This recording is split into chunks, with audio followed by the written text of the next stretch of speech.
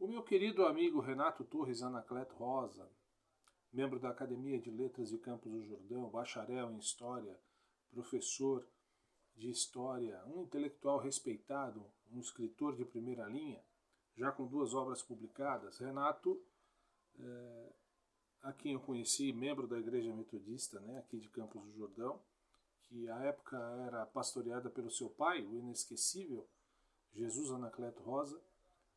Renato tinha um desafio, que era fazer um dos trabalhos, se não me engano era o seu trabalho de conclusão de curso. Ele tinha um livro a ser lido, que era A Violência de um Pacifista, José de Brocaire, parece que é esse o nome do autor, um autor francês, especialista na obra de Dom Helder Câmara, na vida e na obra de Dom Helder Câmara, de quem se tratava o livro.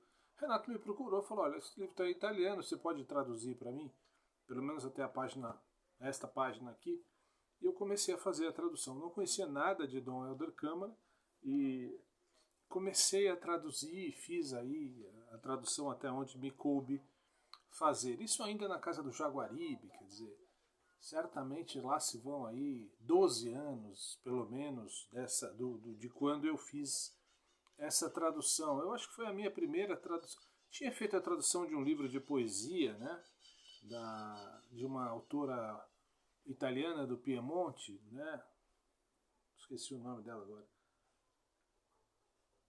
Esqueci o nome. Mas enfim, tinha feito um La Fine di un Volo, se chamava o livro, e aí eu fiz a tradução. Era a minha única experiência traduzindo literatura em língua italiana para a língua portuguesa, e além um livro de poesia que era muito simples de fazer a tradução. Porém, fazer a tradução do livro Violência de um Pacifista, sobre a vida e a obra de Dom Helder Câmara,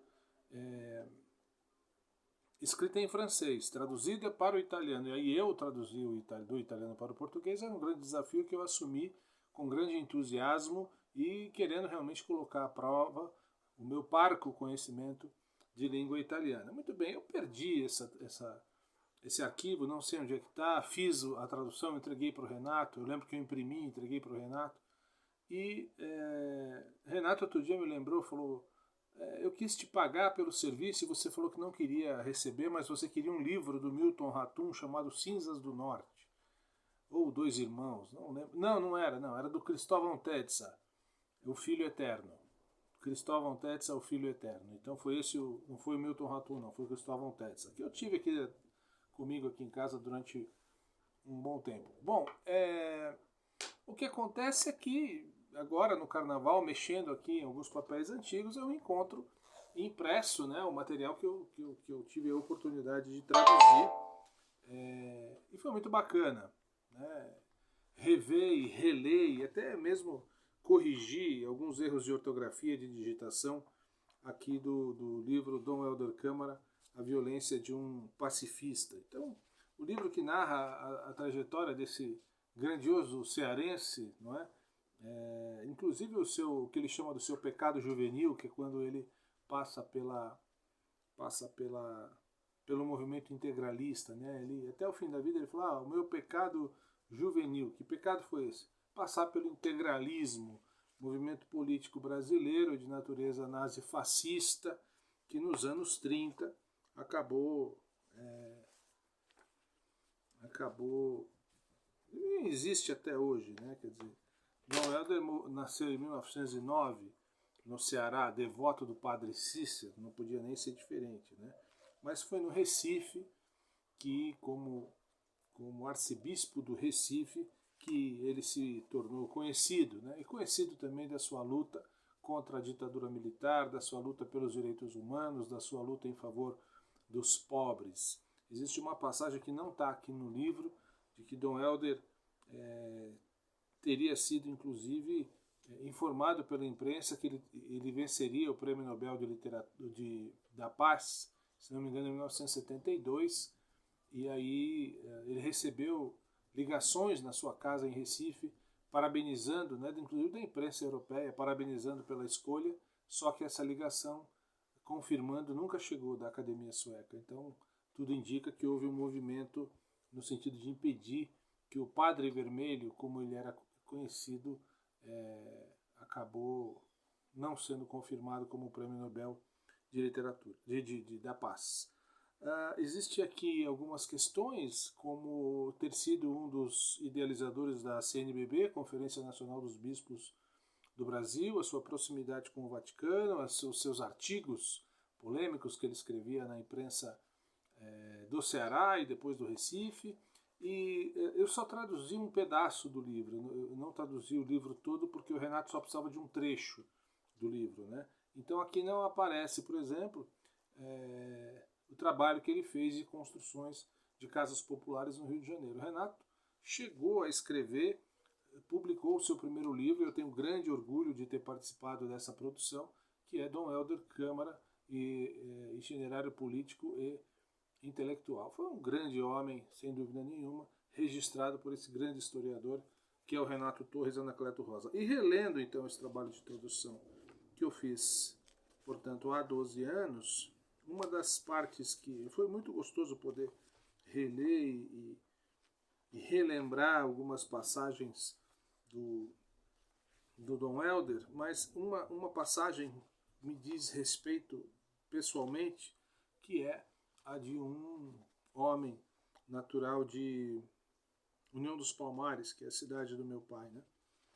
Então eu gostaria de comparar. Aqui ele fala da Sudene, inclusive, mas uma das partes que eu quero compartilhar com vocês é uma história assim.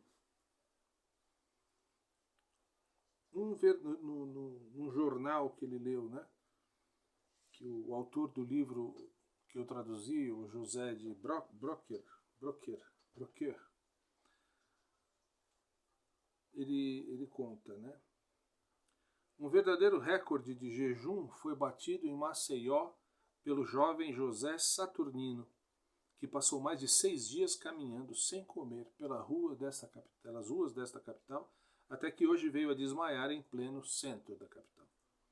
O seu estado era tão precário que não conseguia mover nenhum membro do seu corpo, nem mesmo os dedos. Uma lágrima rolava de seus olhos e mantinha a boca aberta como um corpo sem vida.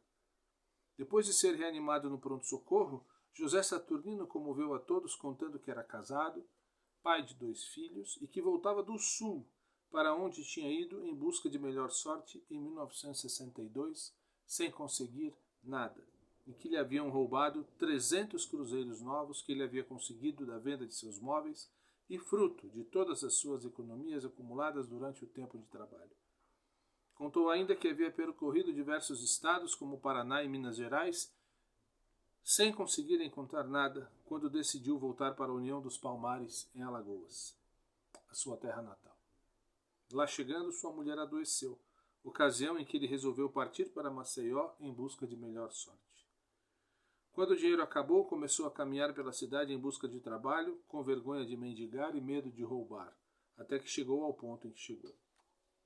Disse que nas poucas vezes em que pediu, as pessoas lhe disseram de modo arrogante que fosse trabalhar e perguntavam se não tinha vergonha de, com aquele corpo e aquela saúde, pedir esmolas. Depois de receber o tratamento e dinheiro, José Saturnino revelou que gostaria de trabalhar. Renato, muito obrigado, meu amigo, pela oportunidade que você me deu de, há 12 anos atrás, fazer a tradução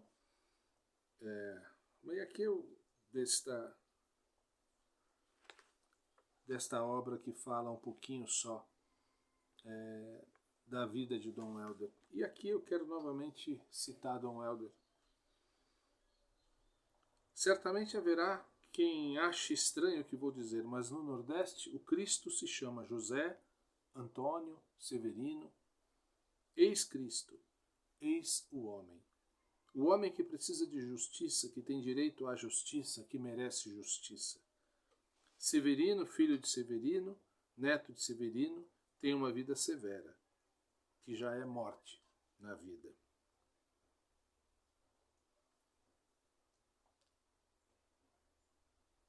Vegeta enquanto vive. Não vegeta como árvore frondosa de raízes vigorosas, mas como cactus, seu irmão. Até hoje não se rebelou. Aprendeu com seus pais analfabetos e na igreja do seu patrão a ser paciente como filho de Deus, que suportou tanta injustiça e que morreu na cruz para nos salvar. Ontem os patrões tinham seus escravos e muitos acreditavam que os seus irmãos eram felizes nas senzalas. Hoje alguns patrões não conseguem enxergar que, apesar de ter outro nome, a escravidão continua. Os trabalhadores têm o direito de morrer sobre a terra dos seus senhores. Recebem uma mísera tapera para viver com sua mulher e seus filhos. Trabalham diretamente para os patrões e quase sempre têm o direito de cultivar uma pequena parte. Consideram o patrão como um pai, tão generoso e bom. Se na tapera não há água e luz, o patrão se consola, pensando que Deus dá o frio de acordo com o cobertor.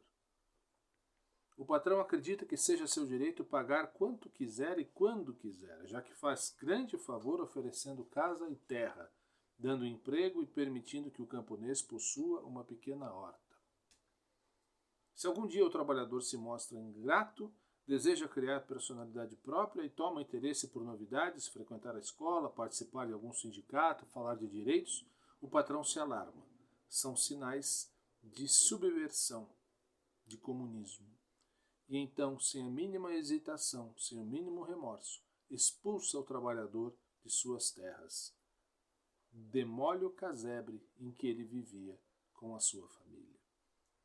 Esse último trecho que eu li, é o discurso de inauguração do Instituto de Direito da Universidade Federal do Rio Grande do Norte, na cidade de Natal, proferido pelo Dom Helder Câmara no dia 8 de dezembro de 1966. Viva Dom Helder Câmara, né? Viva a sua memória e que ele siga sempre sendo lembrado como o grande homem que foi e como o grande homem que é.